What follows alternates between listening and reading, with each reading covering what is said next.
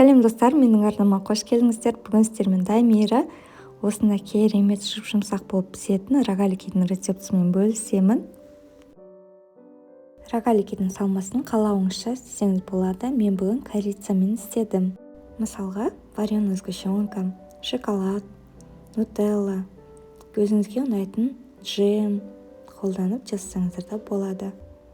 Қамыры өте нәзік, жұмсақ болып шығады. Достар, бұл рецепті жоғалтып алмау үшін сақтап қойыңызға кеңес беремін. Ол үшін подписаться етіп, лайк басып, колокольчикті басып қойыңыздар.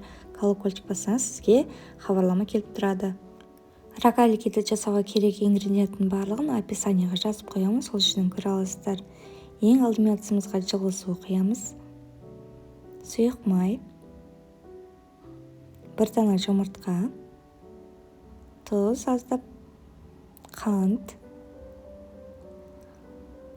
дрожжи, яғни ашытқын салып, бәрін жақсылап араластырамыз.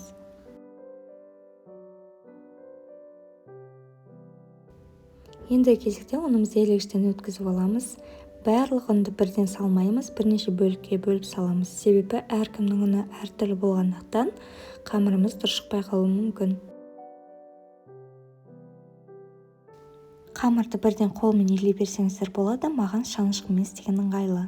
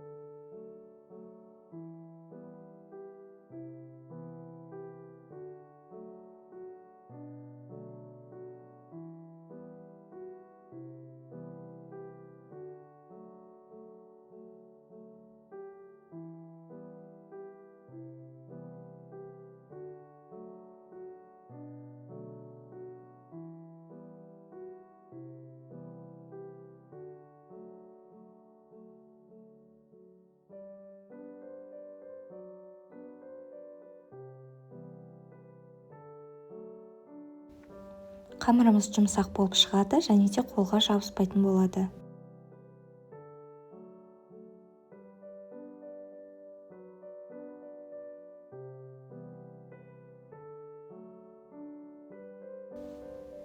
Қамырды ұзақ уақыт күтудің қажеті жоқ. Бірден екі бөлікке бөліп, қамырымызды жайып дайындап бастаймыз. Үстелдің үстіне аздап ұн сеуіп, қамырымызды дөңгелетіп жайып аламыз. Жұқалап, дәл видеодағыдай өздеріңіз қарарсыздар.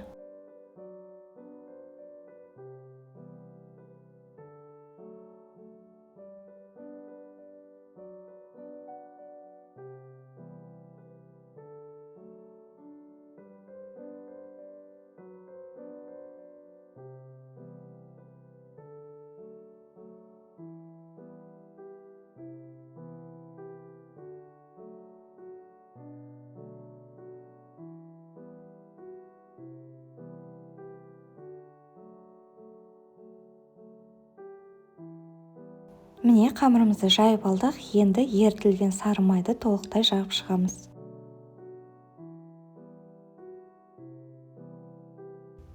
Енді кезекте салмасын саламын. Бұл жерде корица мен қант барлығын біркелкі қылып сеуіп шығамын. Ал сіз өзіңіздің қалаған салмаңызды салсаңыз болады. Немесе салмасыз да пісірсеңіздер дәмді болып шығады. Дәл видеодағыдай бірнеше бөлікке бөліп аламыз.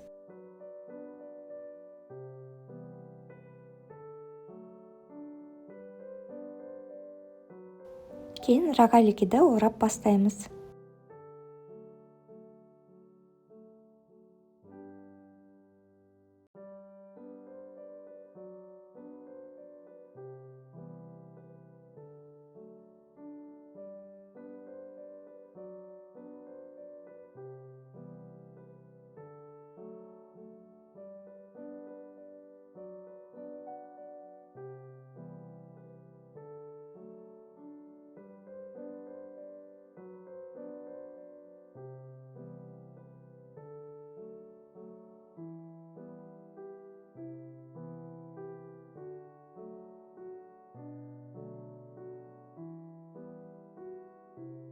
Міне барлығын жасап алдық, дайын болды.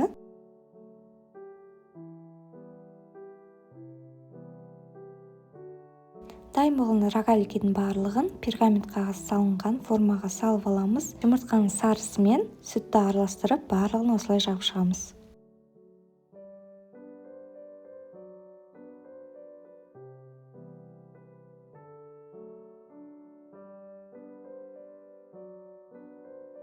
градуста қызып тұрған духовкада 20-25 минут көлемінде пісіріп аламыз.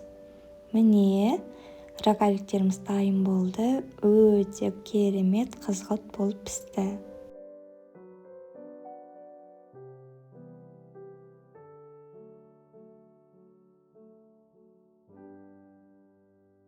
Видеоны аяғына дейін қарағандарыңызға рахмет. Ас болсын. Достар, міндетті түрде жақындарыңызбен, достарыңызбен бөлісе отырыңыздар.